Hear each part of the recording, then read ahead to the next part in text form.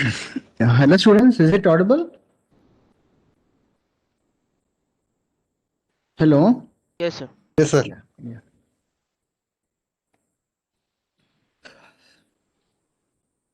Yeah.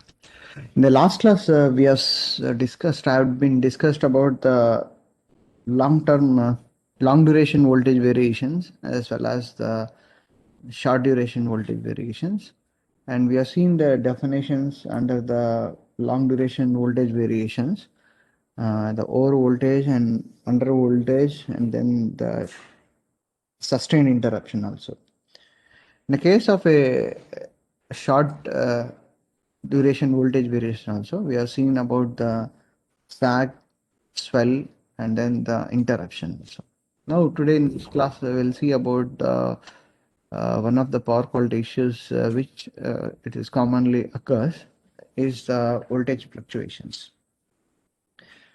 Yeah, this is the fluctuation. Voltage fluctuations are systematic variations of the voltage envelope of a series of random voltage changes, the magnitude of which does not normally exceed the voltage ranges specified by the standard of 84.1 of 0.9 to 1.1 per unit.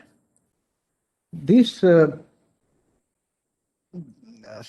voltage fluctuations, which is defined by the ISC C1002-1, defines the various types of voltage fluctuations. But we'll be in this discussion we'll be restricting to this standard of type D. But I don't have this kind of a standard, which is I could not able to get this standard in detail. Okay, if you have any other possibility, please go through this standard of ISC C1 000-2-1. Okay. In our discussion, we are going to see this type D voltage fluctuations, which is categorized as a series of random or continuous voltage fluctuations. In general, this load voltage fluctuations, which will be exhibiting with the loads. Okay, if there is any intermittent load change, the rapid variation in the load current magnitude can cause the voltage variations that are often referred to as a flicker also. This voltage fluctuations can be referred to as a flicker also. Okay, especially this arc furnaces loads will be exhibiting the voltage fluctuations. Okay, basically the load impedance of the arc furnaces is changing very rapidly. Because of that, we'll be having the voltage fluctuations in that particular load. Not only that, if there is any other kind of a loads where it is exhibiting continuous and rapid variations in the load current magnitude, it obviously produces voltage fluctuations. Okay, this fourth point, the term flicker is referred to the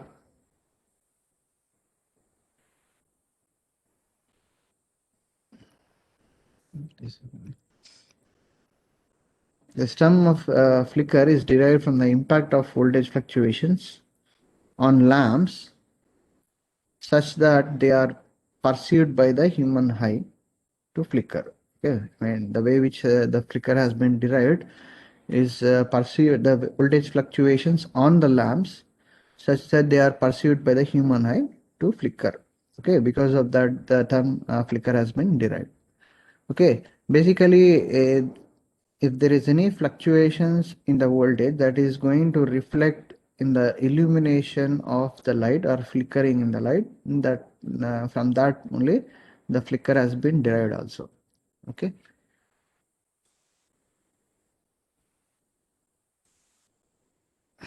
Yeah. To be technically correct, voltage fluctuations is an electromagnetic phenomena, while flicker is undesirable result of voltage fluctuations in some loads. Okay, this flicker voltage fluctuations is an undesirable result of voltage fluctuation in some loads. Okay, some loads are very sensitive to these kind of the variations or fluctuations in the voltage. Okay, this is undesirable a phenomena which is going to occur in a system. However, the two terms are often linked together in standards. However, these two terms, that is voltage fluctuations and flicker, are often linked together in standards. Therefore, the common term voltage flicker to describe such voltage fluctuations. The common term of voltage flicker to describe such voltage regulations. Okay. Uh, we try to see one of the waveform of the voltage which produces the flicker. This is caused by the arc furnaces. Arc furnaces, one of the most common cause of voltage fluctuations on the utility transmission and distribution system. In this particular figure, the flicker signal is defined by its RMS magnitude expressed as a percentage of the fundamental, as the RMS magnitude of the voltage signal expressed as a percentage of the fundamental. Okay, as a fundamental.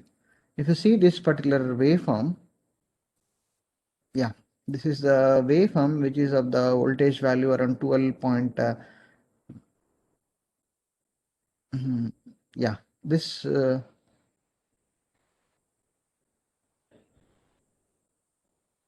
Yeah, you can observe over here the voltage fluctuations for the duration of 10 seconds when you have a load of arc furnaces operation. They have shown here the RMS voltage with respect to the fundamental voltage, but actually they have been shown with respect to the only the RMS voltage alone over here.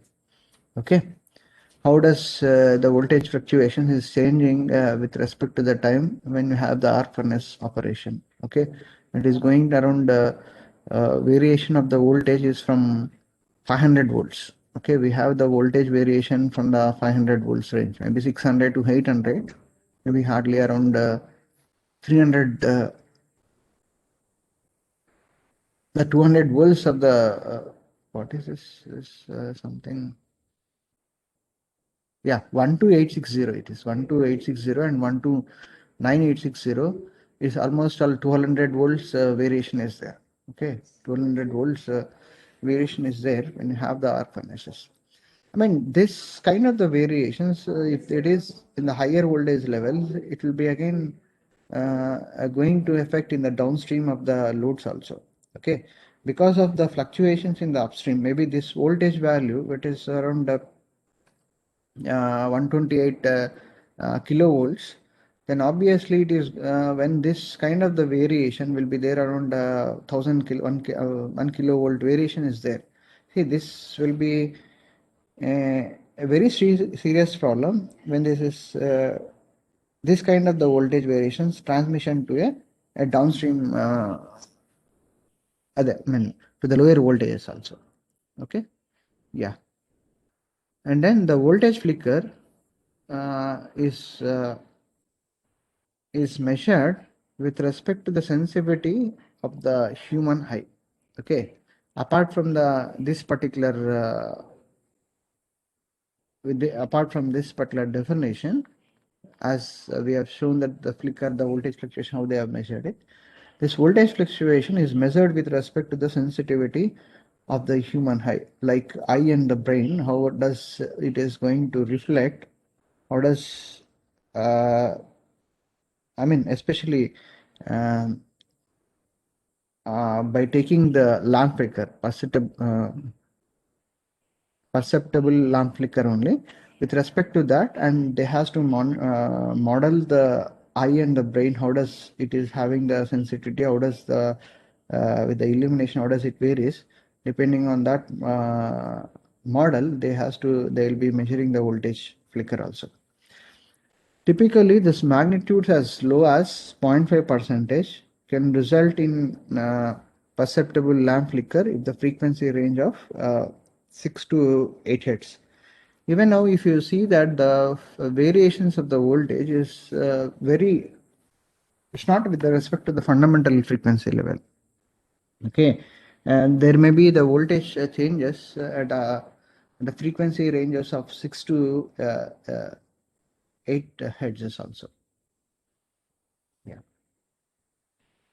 Then IAC 61000-4-15 defines the methodology and specifications of instrument for measuring the flicker. We are not going to detail about how does they have been measuring the voltage fluctuations. Okay, voltage flicker also.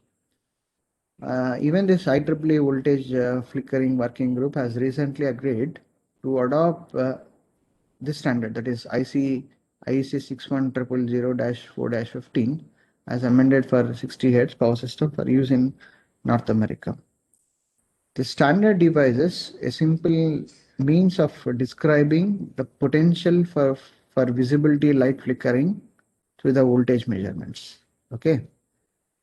Basically, that involves with the lamp eye brain transfer function and produces a fundamental metric. Okay, it's like some kind of a signal. They try to measure. They has to model this particular transfer based upon this lamp eye brain transfer function. Based on they give the input for the voltage value, and they have the transfer function to find out the variation in the fundamental voltage. And the short-term flicker sensation is again dependent on the time duration. Okay, how much the time duration they might take for the 10 minutes also. Okay, this value is normalized to 1 normalized to 1 to represent the voltage fluctuations sufficient to cause noticeable flicker to 50% of a sample observing. Okay.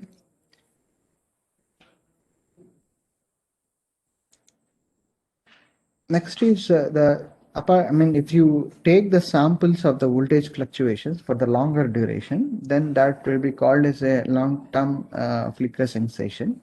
Is often used for the purpose of verifying the compliance and the compatibility levels established by standard bodies and used in utility power contracts.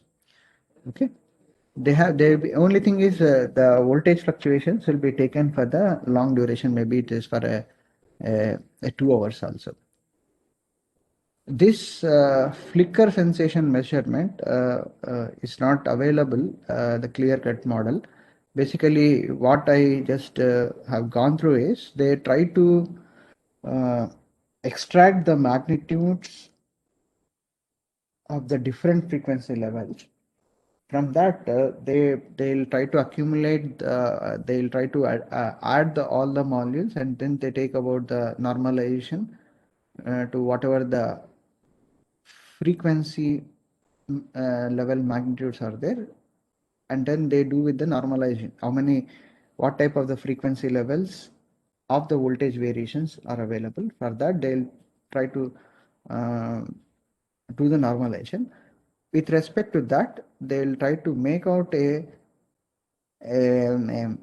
normalize to one value, and they try to mention about the flicker fixation. Everything is based upon the model with respect to the lamp eye brain transfer function. They have been given that the sensitivity, how does it be there on the eye and how does it will be there on the brain. Okay, that is they have been derived the transfer function by the IEC 61000. With that standard only they have tried to apply in the IEEE. Even still, they have been evolving to measure out the variation of the voltage fluctuations. They'll be coming out the different kind of standards also. But what I feel was one of the method, the simple method which I try to figure out from the content is the flicker. This particular point, the third point, the flicker signal is defined by its RMS magnitude expressed as a percentage of the fundamental. You measure the RMS magnitude of the entire signal and expressed as the percentage with respect to the fundamental value. That is more appropriate also.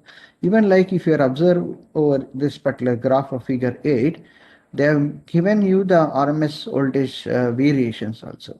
With that also we can try to find the fluctuations in the voltage also. Okay. Next, this is one of the graph which they have tried to measure out with a small term flicker. Here you can see this graph which they have normalized to one value. They have measured for the 161 kilovolt substation bus serving an arc furnace load. Here also you can see that this is short-term flicker. They have you can see this the voltage that this PST which they have varied from this 1.5 to around 0.5. It has gone again to over here. It is 0 also. Okay. This is a 0. If you take the samples, maybe hardly they have taken the samples over here at this particular point. It is maybe 20 seconds, 20 minutes. Sorry, it is they have taken for the 20, 25. Yeah, 24 minutes they have taken it. Okay. If you do this for this is for 2 hours, then we'll be getting us a long term the voltage flicker also. Yeah. Next is the definition is one of the basic definition is the frequency variation. This frequency variation is also a very serious problem in a transmission level as such like when obviously when it is there in the voltage frequency variation, it is going to affect to the distribution level also.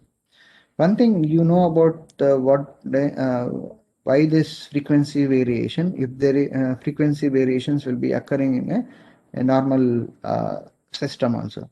If there is a mismatch, is much more mismatch is there between the generation and then the consumption, whatever the power which is generated, then we'll be seeing that the frequency variations. Okay.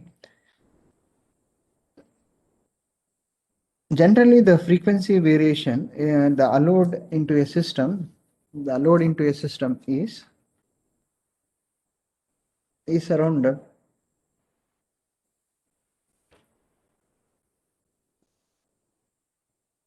what is the normal allowed range in the frequency? Anyone?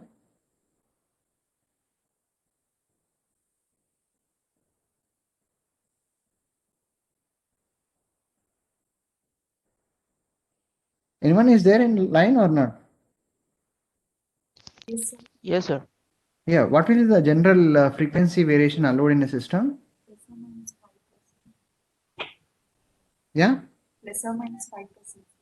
plus or minus 5%. Okay, then it is plus or 5% is then what will be the allowed is around 5%, 2.5 hertz frequency, is it? Okay, okay. I mean, I remember like it is of 1.5 percentage, 1.5 hertz variation is allowed in a in general. I think so. Okay, please look into that also. Yeah, the power frequency variations are defined as the deviation of the power system fundamental frequency from its specified nominal value of 50 or 60 hertz. Okay. The power system frequency is directly related to the second point is the rotational speed of the generators supplying the system. Okay, is directly related to the rotational speed of the generator. There are slightly variation in the frequency as the dynamic balance a load and generation changes. Okay. The size of frequency shift and its duration depends on the load characteristics and the response of the generation control system to load changes. Okay. When I just show you a figure where the frequency variation for a 24-hour period on typically on 30 kilovolt substation, 13 kilovolt substations. Frequency variation that go outside of accepted limits of normal steady state operation of the first system can be caused by faults on the bulk power transmission system, a large block of load disconnected, a large block of load being disconnected. These are certain problems. Because of that, we'll be having the frequency variations in a system, or a large source of a generation going offline. Okay, these particular problems, which are very much result of the mismatch of the power generation and the power consumption by the load also. Because of that, we'll be having the frequency variations. Okay, that goes outside of the our accepted limits of normal steady state operation of the power systems. Yeah.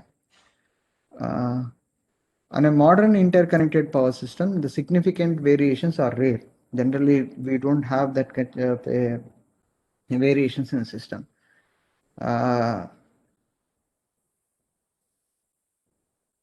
Yeah, frequency variations of consequence are much more likely to occur for the loads that are supplied by generator isolated from the utility system. In such cases, the governor response to abrupt load changes may not be adequate to regulate within within the narrow bandwidth required for the frequency sensitivity equipment. And then the voltage notching can sometimes be mistaken.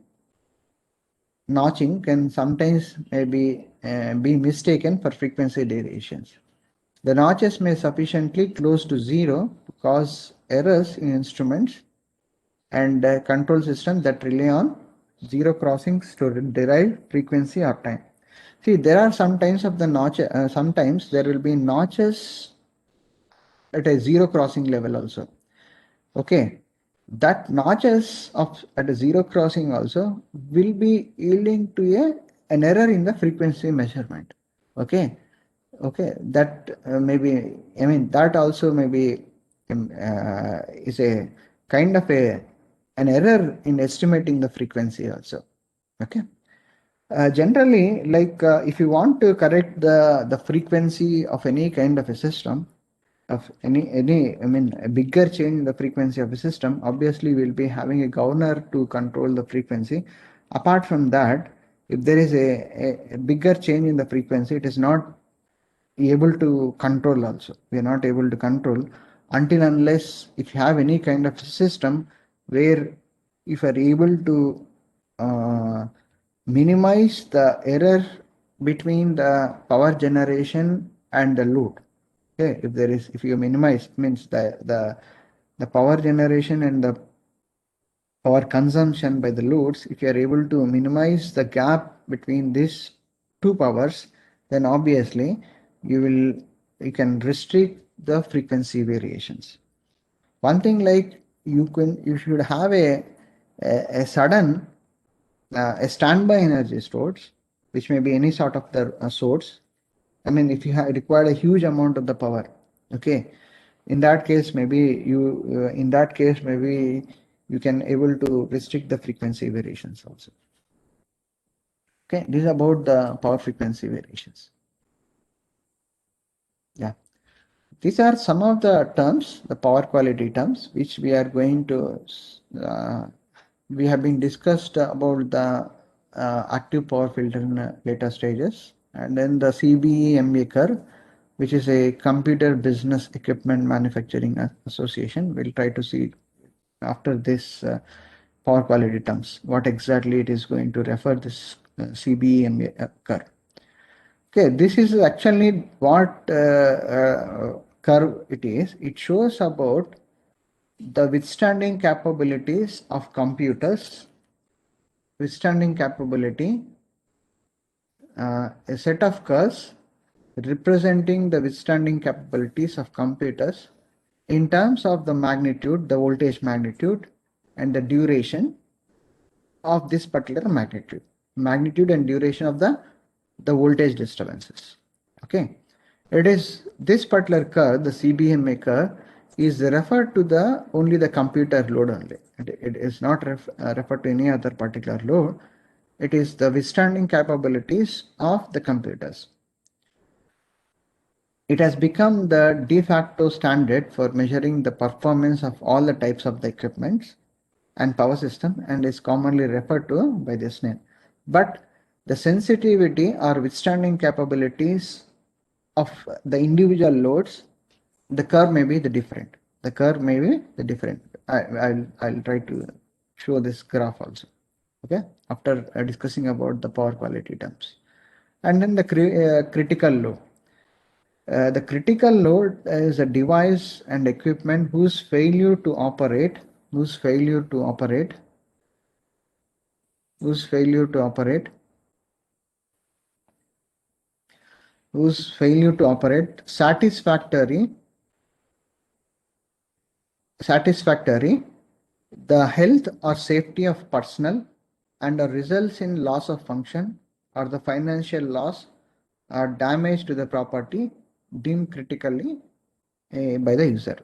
Okay, this is a very critical. And the how you define the critical load. I mean, every individual have a feel that for their application he feels that a critical load also. Okay, the critical loads, which I mean generally what they consider as a power system guys or the utility side or the major consumers, what they should consider was they should not have any financial loss and they should not have that damage to the property also. Okay, basically with that also they can concern, but maybe the health or safety of individual person also they can consider it as a critical load also. And then the distortion, we have been discussed about the waveform distortion is very clearly, but the definition says about any deviation from the normal sine wave per an AC quantity, per an AC quantity. Okay. Any deviation from the normal sine wave for an AC quantity. Yeah. Next is in a power quality term, there are one more term which is there, a distribution generation. Okay. This is a dispersed throughout the power system as opposed to large central station of the power plants. In the context of this power quality, the DG typically refers to unit less than of 10 megawatts. In some of the literature, they try to mention this distribution generation of uh, even less than 1 megawatt also, but the typical values which is taken as 10 less than the 10 megawatt, we can consider as a distribution generators. Okay, and then the distributed generator sometimes may be integrated with the grid, or it is a non. I mean, it is operated in islanding mode also. Okay. And next point is electromagnetic compatibility. That is the ability of a device, equipment, or system to function satisfactorily in its electromagnetic environment without introducing intolerable electromagnetic disturbance to anything in that environment. There should not be any kind of a electromagnetic signal interference with any other nearby equipments also. Okay, that is nothing but the electromagnetic compatibility. Okay, and the device also should not have an influence or other frequency, the external frequency level should not be interfaced with the equipment. The ability of a device or equipment or system to function satisfactorily in its electromagnetic environment. And this particular equipment, whatever it is there, it shouldn't have any kind of a influence of the other frequency component, other frequency signals also. Okay. And it should not propagate any frequency component outside the world also. Islanding refers to a condition in which as I mentioned in the distributed generation, is isolated on a portion of the load served by the utility power system. It is usually an undesirable situation, although there are situations where control island can improve the system reliability. Although there are situations where the control island can improve the system reliability. I mean, this kind of the operation also, sometimes it is desirable to have a operate into islanding mode. When you are operating in the islanding mode, the thing is like it is difficult to integrate with the reconnect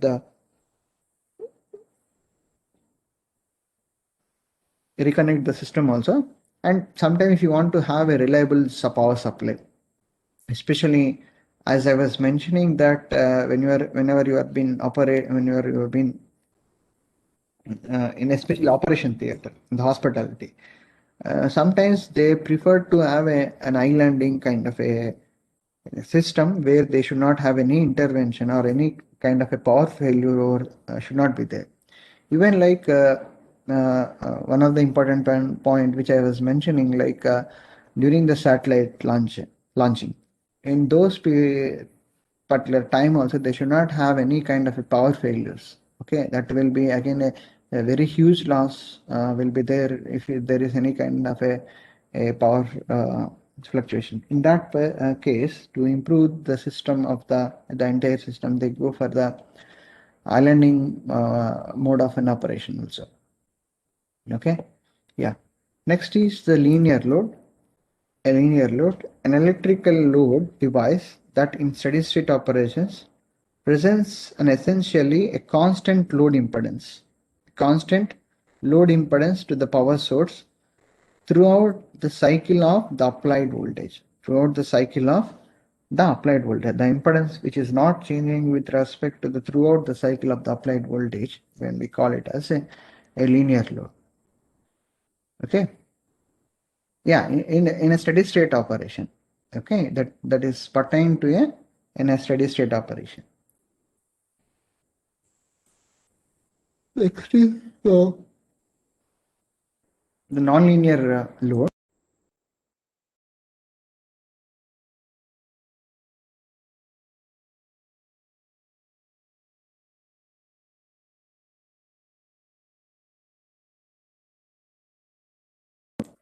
Yeah, nonlinear load, electrical load that draws current discontinuously or whose impedance varies throughout the cycle of the input AC voltage. Okay, the nonlinear load, electrical load that draws a current draws current discontinuously or whose impedance varies throughout the cycle of the input AC voltage. And passive filter, a combination of inductors, capacitor, resistor designed to eliminate one or more harmonics. Okay, the most common variety is a simple inductor in series with a shunt capacitor, which short circuit the major distorting harmonic components from the system also. Might be in last year, maybe in a simulation lab where you used this kind of a maybe, I mean, it's not respect to the power electronics lab, it's any other lab. If you use any kind of a modulation scheme, we'll be having the voltages, I mean, voltage harmonics will be existing in there. If at all, if you want to nullify or remove this harmonics, we can go for a series inductor and in a shunt. An inductor in series with shunt capacitor, it is tries to attenuate the harmonic content also. And then the pulse width modulation. This is a very common technique used to inverters to create AC voltage waveform by controlling the electronic switches to produce the varying width pulses. Minimizes the power frequency harmonic distortion in some applications. Minimizes the power frequency, the fundamental frequency harmonic distortion in some applications. But care must be taken to properly filter out the switching frequency, which is normally commonly of 3 to 6 kilohertz. 3 to 6 kilohertz. In that case, we can go for a, if you want to remove this switching frequency component, we require to have again a passive filter. Yeah, this term we'll try to discuss it. I'll try to read out over here. Generally, you might have heard about the total harmonic distortion. There is another factor which is there to measure the distortion factor, which is of total demand distortion. We'll see that the existence of why it has come to the total demand distortion in the next coming chapter. As of now, the ratio, I mean, I'll define it. The ratio of the root mean square of the harmonic content to the RMS value of this particular numerator is the same only. That root mean square of the harmonic current.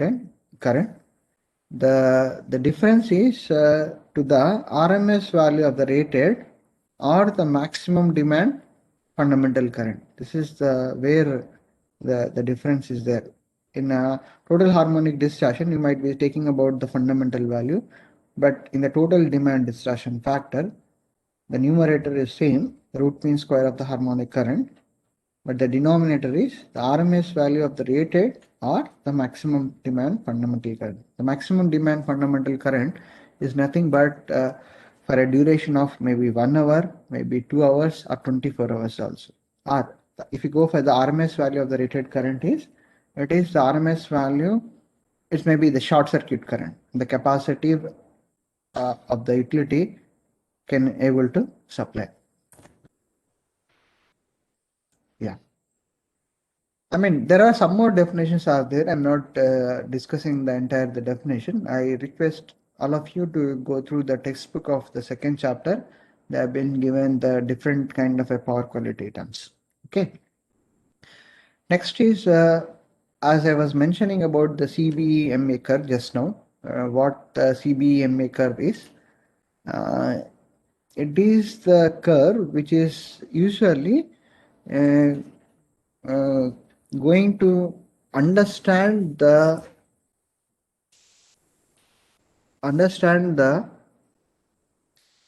uh, understand the equipment, understand the equipment behavior for the voltage variations for a time duration also. It is like they have conducted a test which is the on a computer equipment also. On the x-axis they have given the percentage voltage and the percentage voltage with respect to the nominal voltage. It is 100 by 100. It is a okay, and then they have given a voltage magnitude for a duration also. Suppose this particular on the x-axis they've given you a number of cycles over here, time in cycles, 1 cycle, 10 cycles, 100 cycles, 1000 cycles, and then 10,000 cycles, and here it is 1 lakh. Okay, these are the number of the cycles. Suppose 20 volts have been given for a 1 cycle. Here you can see this particular graph. I mean, I just mentioned about a 120 percentage of the voltage maybe for a 10 cycles, for 100 cycles, this point, maybe 1,000 cycles, maybe here it is a 10,000 cycles. Okay, with that, the computer or the equipment, it's able to withstand the 20 percentage voltage for up to this 0.1 and 0.2, maybe 0.3 and 0.4, and this value is 0.5 here. This particular range, I mean this particular, I'll just, yeah, this particular range, maybe up to here, this particular envelope, maybe this computer able to withstand. Beyond that, if you want to try to give this the voltage variation of 20 volts for a duration of maybe 10 cycles or more than 1 cycle, more than this value, the equipment not able to withstand also. Okay, this is particular to the equipment. They have gone for a studies. They have gone for a studies for a different kinds of a voltage variations for a different durations also.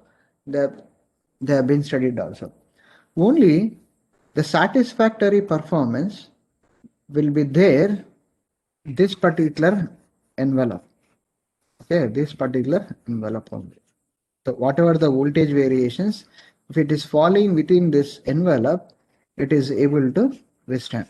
Beyond or below the above this envelope, if there is any voltage variations for the duration of this for the duration of the time, 10 seconds, 10 cycles or 100 cycle, it cannot able to withstand also. Here also you can see that the voltage variations here at this maybe around 100 cycles or beyond that 100 cycles also, the voltage variations above 106 percentage, it is not. The computer equipment manufacturing cannot able to withstand. Even the voltage variations of 87 percentage for 100 cycles also, below the 87 percentage, it is not allowable. Even if you, with this graph, you can observe that for a 0 volts, it is a very important observation. For a 0 volts, for a 0 volts,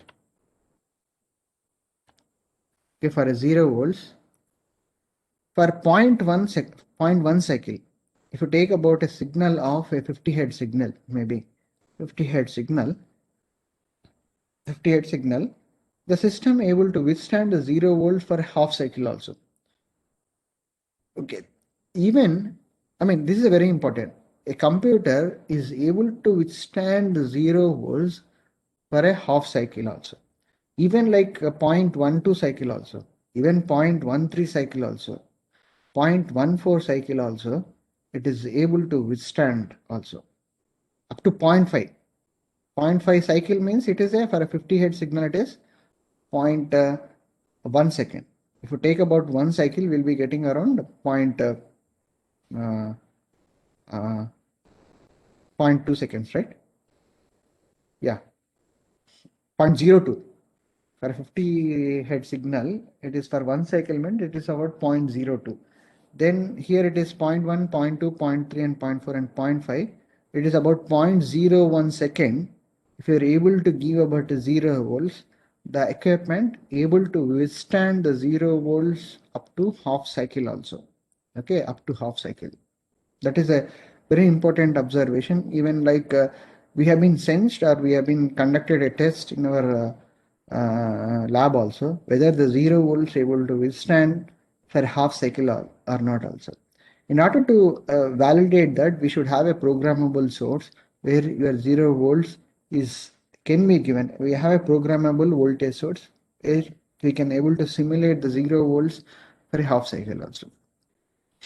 People are claiming that this envelope, whatever they have given the voltage tolerance envelope, it is giving about for almost all the loads also.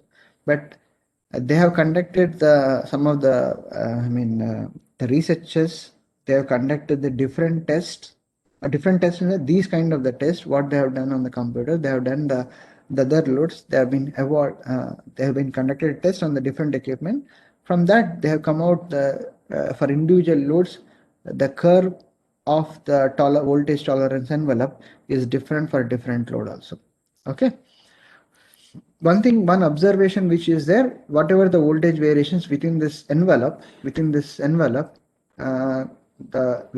particular envelope, it is able to, this below this envelope, maybe it is able to work a satisfactory also.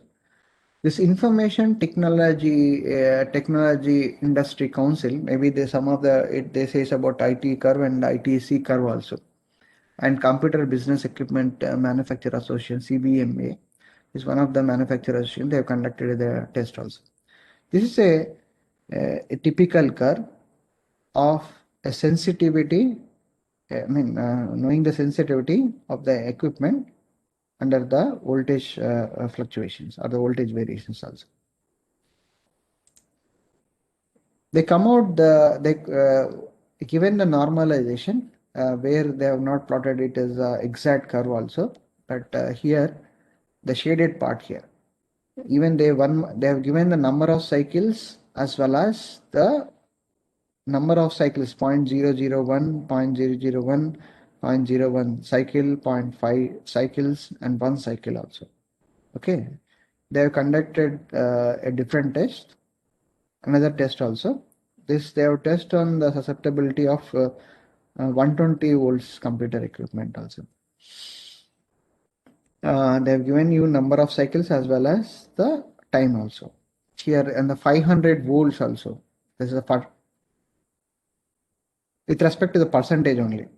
The 500 percentage voltage variations also.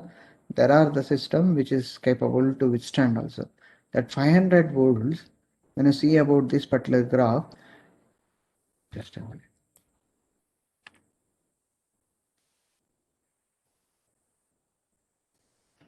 Yeah, up to this is the 500 volts or the 400 volts or the 300 volts.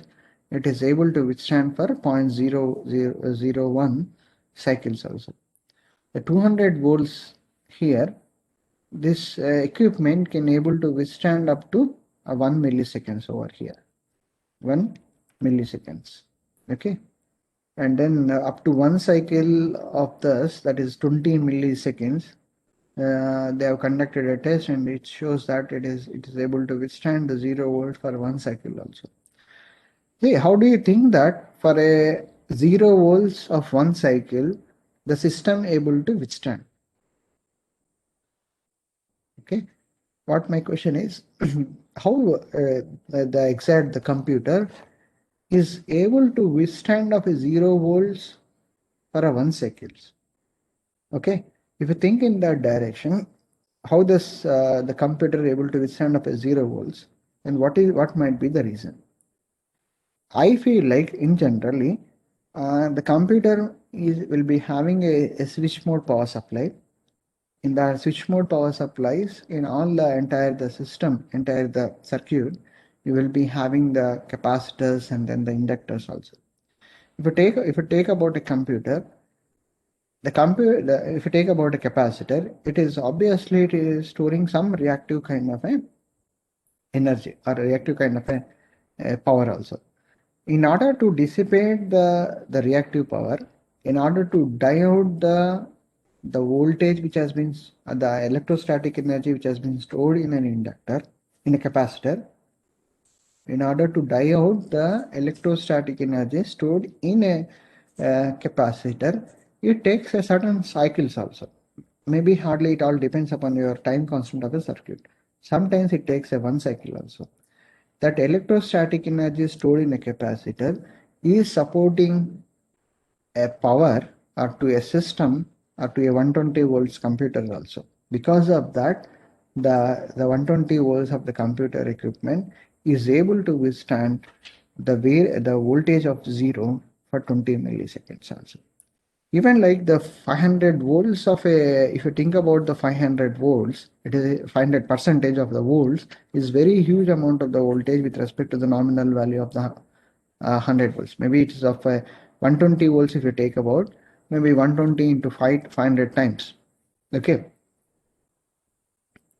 I mean, it's percentage level. Okay. In that case, if the system is able to withstand that voltage, maybe hardly like it may not be allowed that voltage variations abruptly to a 120 volts computer also, because there will be a delay in transmission of the 500 volts to the SMPS, because obviously we'll be having a delay in transmission of that much amount of for that voltage, for the 500 times of the voltage, 500 percentage of the voltage, to allow to the PCB or to any kind of a circuit, there will be a delay.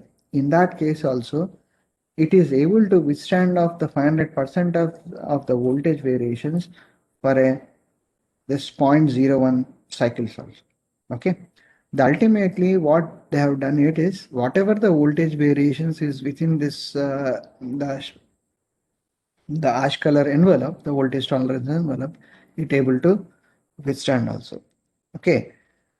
In the next, this is up to the second unit content. You please try to go through uh, the the textbook of electrical power system quality by Dugan of the second chapter. Okay, this is about the end of the second chapter. In the next class, we'll try to see that the third unit. The third unit is of, just a minute.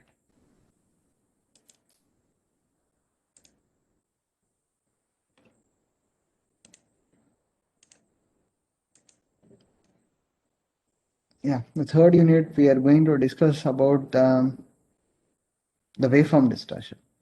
We'll try to discuss about this particular the waveform distortion. This content also you can refer the Dugan textbook also.